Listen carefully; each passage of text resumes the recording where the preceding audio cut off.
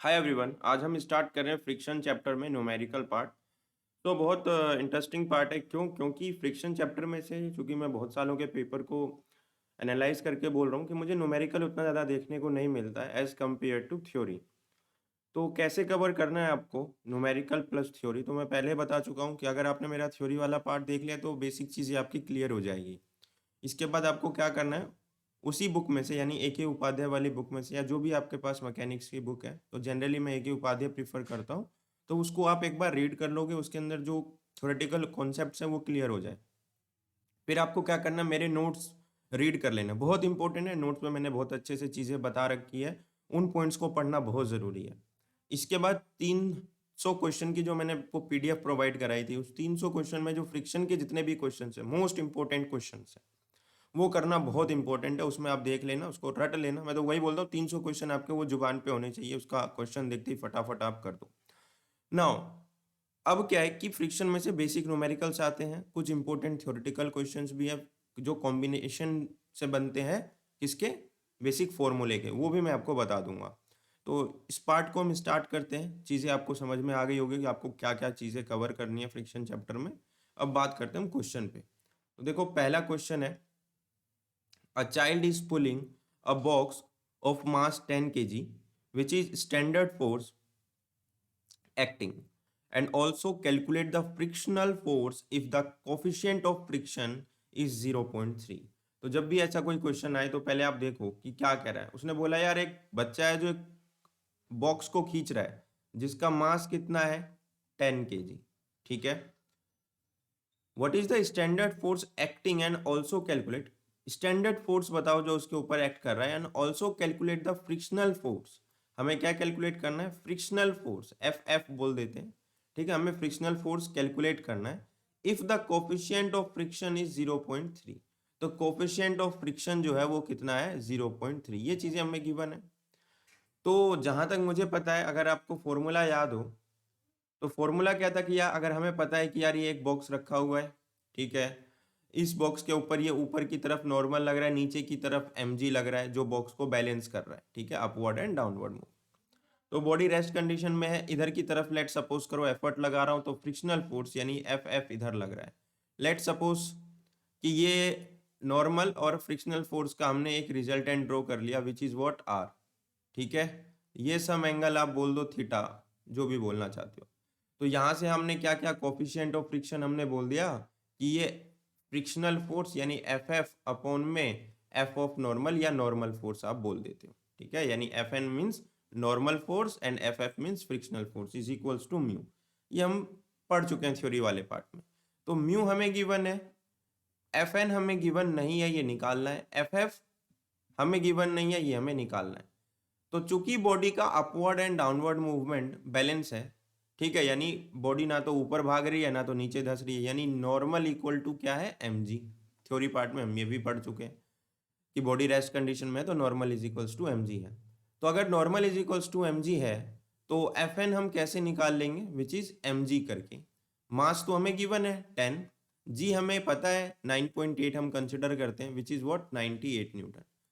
Mu हमें given है, तो म्यू की वैल्यू को अगर मैं 98 न्यूटन से मल्टीप्लाई कर दूं तो एफ एन निकल आ जाएगा, तो सॉरी एफ एफ निकल जाएगा। एफ एफ कितना आ जाएगा, mu into F normal.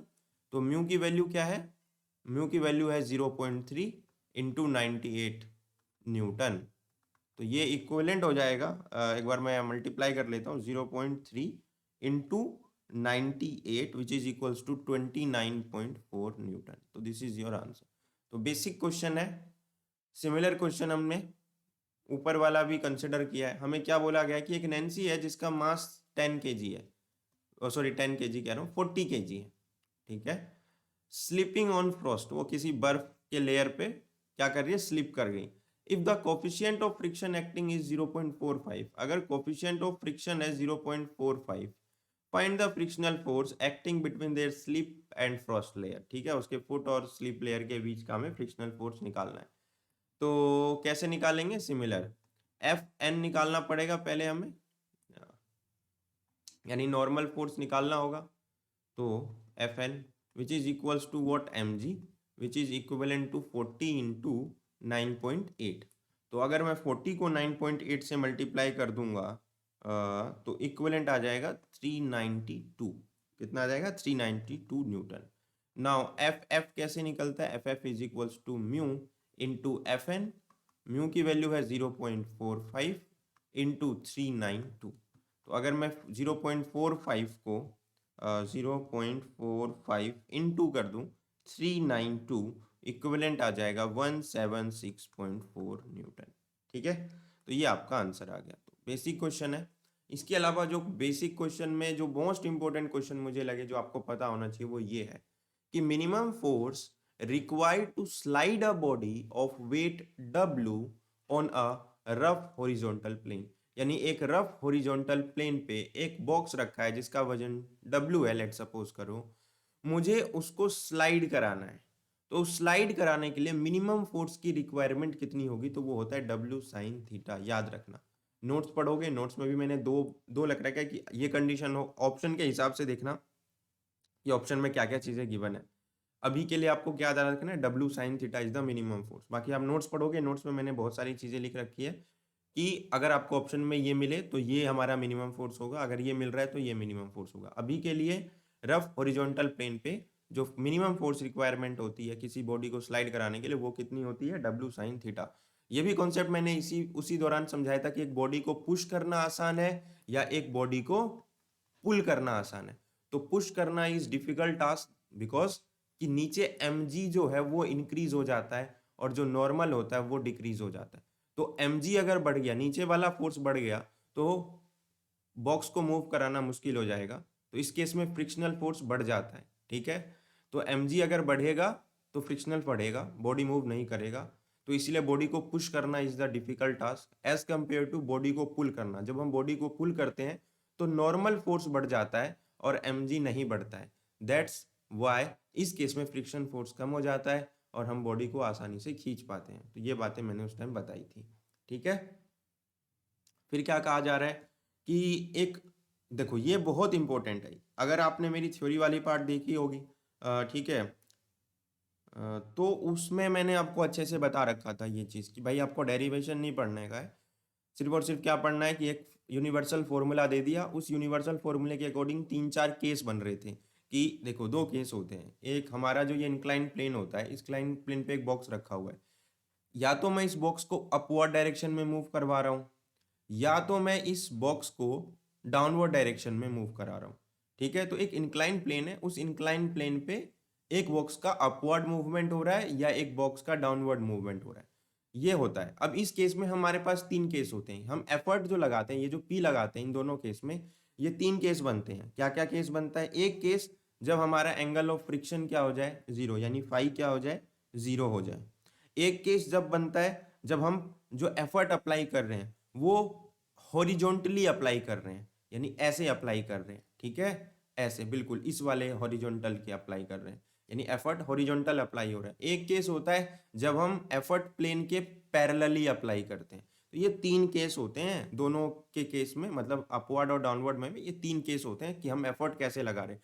Friction of force 0 है, या एफर्ट हम पैरेलल लगा रहे हैं, या एफर्ट हम हॉरिजॉन्टली लगा रहे हैं। तो अगर आप इस क्वेश्चन को पढ़ो तो क्या बोल रहा है? एक वेट है W, उसको हम ऊपर की तरफ मूव करा रहे हैं इंक्लाइन प्लेन पे। ठीक है, एंगल क्या है इंक्लाइन प्लेन का? अल्फा है। और जो एफर्ट हम अप्लाई कर रहे हैं वो पैरेलली अप्लाई कर रहे हैं। तो आपको कुछ नहीं करना, अगर आपको सिर्फ और सिर्फ एक यूनिवर्सल फॉर्मूला जो अपवर्ड के केस में होता है वो एफर्ट का, वो होता है P is equals to W sine alpha plus phi upon हमारा होता है sine theta minus alpha plus phi.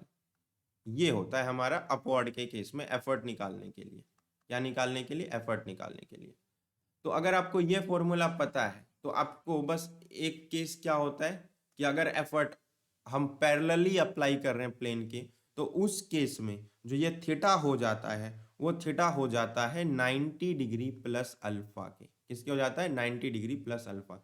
यानी ये जो मेरा थीटा है, ये जो मैंने यहाँ थीटा लिखा है, ये थीटा किसके इक्विवेलेंट हो जाता है? 90 डिग्री प्लस अल्फा। और जब मैं इस फॉर्मूले में इस 90 डिग्री प्लस अल्फा को रखूंगा, देखो तो W साइन ऊपर तो सेम रहेगा अल्फा प्लस फाई, नीचे क्या हो जाएगा, sine 90 degree plus alpha, minus को खोल दूंगा तो ये हो जाएगा minus alpha minus 5, plus alpha got cancelled. अब अगर आप ध्यान से देखो तो ये क्या हो जाएगा, डब्लू साइन अल्फा प्लस 5। अगर ये मेरा डब्लू साइन अल्फा प्लस 5 बन गया है और साइन 90 क्या बच गया है मेरा, साइन 90 डिग्री माइनस 5 ये बच गया है। तो साइन 90 माइनस 5 यानी sine 90 minus theta is what, cos theta. तो हम बोल सकते हैं इस पूरे को कॉस 5, तो ये पूरा क्या हो जाएगा मेरा, कॉस 5। ठीक है, तो एक आंसर तो आपका ये बन जाएगा। ठीक है, W sign alpha plus 5 upon cos 5। एक केस तब बनता है जब मैं इतने वाले केस को मैं ओपन कर दूं, मतलब साइन ए प्लस बी क्या होता है, साइन ए प्लस बी यानी साइन अल्फा प्लस 5 में क्या बोलूंगा, साइन अल्फा प्लस 5 बोलूंगा, sine alpha cos 5, sorry cos 5 plus cos alpha sign 5, यही बोलूंगा, यानी sign A cos B plus cos A sine B. तो जब मैं इसको ओपन कर दूं और इसके नीचे मैं क्या रख दूं, कॉस 5, तो अगर आप ध्यान से देखो तो इस cos 5 से ये cos 5 इसके केस में कैंसिल हो गया, क्या बच गया, साइन अल्फा। और जब इस cos 5 को इसके नीचे रखूंगा तो cos alpha sign 5 upon cos 5 क्या बन जाएगा, cos अल्फा tan 5। और tan 5 इक्विवेलेंट होता है किसके, म्यू के, हम ऑलरेडी पढ़ चुके हैं। ठीक है, तो हम इसको बोल सकते हैं W sign alpha plus mu cos alpha. एक आंसर ये भी होता है। ठीक है, तो मैंने बता दिया कैसे होगा, बाकी आपकी मर्जी, आप इसको किस तरीके से देख रहे हो। ठीक है, तो इसको ध्यान से देख लेना, ये क्वेश्चन बहुत इंपॉर्टेंट है, बहुत बार आता है, इससे बहुत सारे क्वेश्चंस बन जाते हैं। जैसे कि static friction is always what, greater than dynamic friction, यानी स्टैटिक फ्रिक्शन हमेशा डायनेमिक फ्रिक्शन से बड़ा होता है। हमने पढ़ रखा है कि स्टैटिक फ्रिक्शन हमेशा डायनेमिक फ्रिक्शन से क्या होता है, बड़ा होता है। तो कभी कभार जैसे कि मेरे टाइम में क्वेश्चन क्या आया था, ratio of static friction and dynamic friction. तो आपको पता होना चाहिए यार, static friction upon dynamic friction. तो इस केस में क्या हुआ, static is always greater than dynamic, मतलब numerator is greater than denominator. तो इस केस में ratio greater than equal to 0 हो सकता है। अगर मैं बोलता डी बाय एस कर दो, यानी dynamic friction upon static friction, तो मुझे यह पता चल गया कि numerator is less than denominator, numerator is what, less than denominator. और अगर न्यूमरेटर ही लेस देन हो गया डेनोमिनेटर के, ठीक है, और डेनोमिनेटर हमारा बड़ा हो गया, तो हमारा केस क्या हो जाएगा, गड़बड़ हो जाएगा। उस केस में आपका अलग रेशियो देखने को मिलेगा। तो ये आपको सोचना पड़ेगा कि क्या क्वेश्चन पूछा गया, कौन बड़ा है कौन छोटा है, तो कब हमारा न्यूमरेटर बड़ा होना चाहिए तो क्या रेशियो देगा, और कब डेनोमिनेटर बड़ा होगा तो हमें क्या रेशियो देगा। ठीक है, तो इंपॉर्टेंट क्वेश्चन है, आप देख लेना एक बार। फ्रिक्शन में इससे ज़्यादा कुछ नहीं पूछने वाला आपसे, तो उम्मीद करता हूँ कि आप इन क्वेश्चंस को ध्यान से कर लोगे।